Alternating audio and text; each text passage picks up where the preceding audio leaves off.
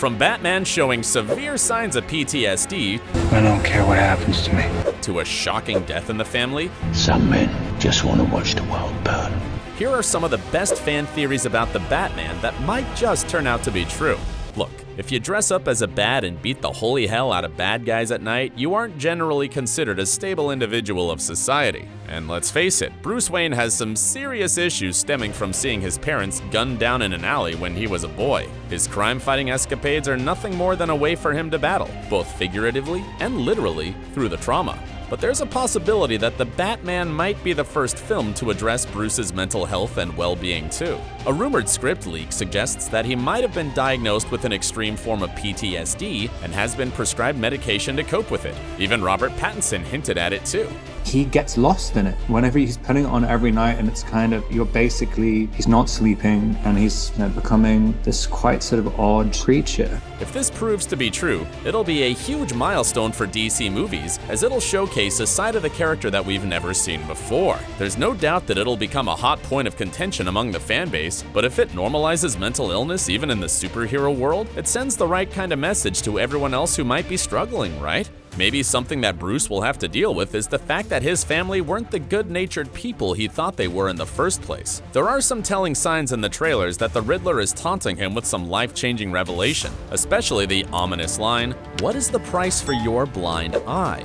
The chances are this is in reference to Thomas and Martha Wayne. While most films and adaptations focus on how they were the first family of Gotham who used their money for the good of everyone, the Batman Telltale games explored a different angle. It showcased how Thomas's benevolence was primarily a cover and he had ties to the mob and corruption. In recent years, there's been a major discourse around Batman and why he doesn't use his wealth to uplift the city's poor instead of beating up criminals. Perhaps this debate will be explored in a slightly different way, by showing how his parents failed the city and are responsible for its decaying state. In some twisted way, Bruce believes he might be responsible for turning it all around. Sheesh, it would make for quite the twist now, wouldn't it?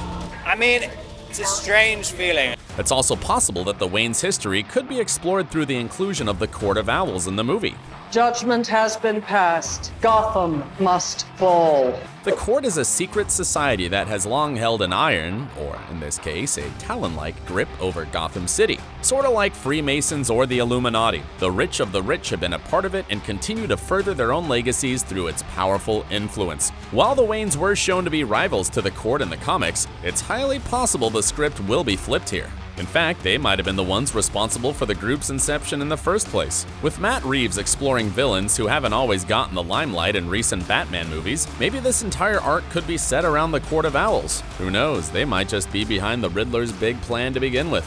The group has become increasingly popular in the comics, appeared in the Gotham TV show, and are set to be the main antagonists of the upcoming Gotham Knights video game. So it would make sense if they feature in this brand new film universe in some way or the other as well. The world only makes sense if you force it to. What's unlikely to happen though is another origin story rehash. The director has already made it very clear that this story happens in year 2 of the Batman being, well, Batman, where he's established as a crime fighter and the people know who he is. So don't expect to see some long, drawn-out sequence retelling the Wayne murder and Bruce's journey to becoming the Dark Knight. Though one fan theory suggests we might have seen the origin story for Robert Pattinson's Batman already. Where, you may ask? Well, in this little movie called Joker starring Joaquin Phoenix. Maybe you've heard about it and how it made $1 billion. It's not a joke. While Joker was declared a standalone movie with no ties to any shared cinematic universe, anything can happen and plans change, especially considering the popularity of Joaquin's clown prince among the fan base. While Joker is supposed to have been set in 1981, it was never explicitly stated in the film, so it could easily shift a decade later to the early 90s, which would allow for the young Bruce in the movie to be round about Rob's age now. Though there's another curious element of the Joker lurking around in the Batman already. Taking into account the absolute cesspool that Gotham City is, you know that the Dark Knight has already fought hundreds of villains by year 2. Some might be named straight away, while others will probably be saved for future movies. However, the gang that Batman encounters in the first trailer looks an awful lot like it could be the Joker's goons. The hell are you supposed to be?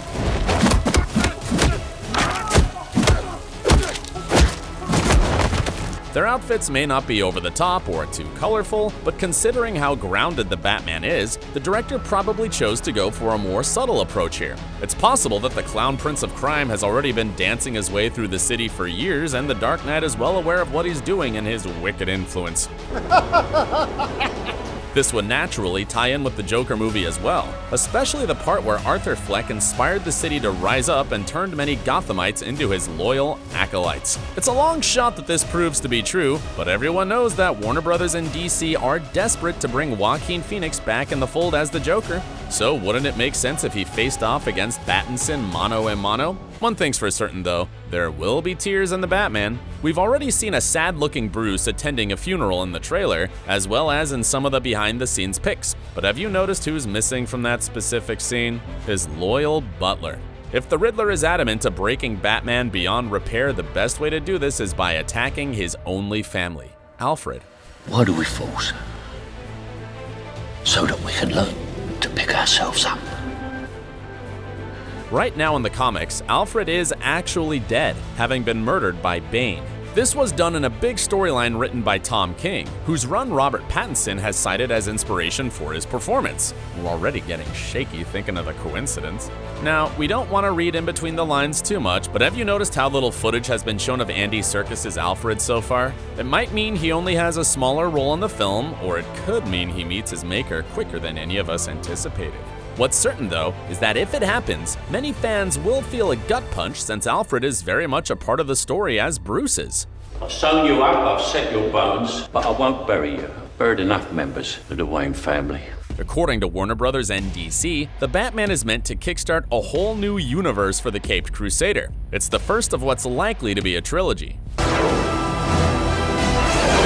However, many fans have been pointing out how simple the current Batsuit's design looks. It doesn't seem to be as high-tech or advanced as some of the others we've seen in the past. Of course, it isn't unusual to see suits upgrade in between movies, but there's a rumor that suggests the Bat will have a second suit by the time the credits roll. Truth be told, it isn't outside the realm of possibility here. As the trailers have shown, it's Bruce who's building up his car, suit, and equipment. So he's probably tinkering and experimenting with what does and doesn't work in the process. The Batsuit is a pivotal part of being Batman, so it's likely that he'd be upgrading it as he goes along. Maybe his current suit might even get damaged in battle and he's forced to change things up a bit, introducing some more gadgets and prototypes. Though we wouldn't suddenly expect the new suit to have the dreaded bat nipples because that might be a little too much. It's pretty clear that the Batman will be much different than any other movie about the Caped Crusader, but just how different? Well, check out our video to find out more. And while you're at it, don't forget to like, share, and subscribe to the channel. Thanks for watching, and stay awesome.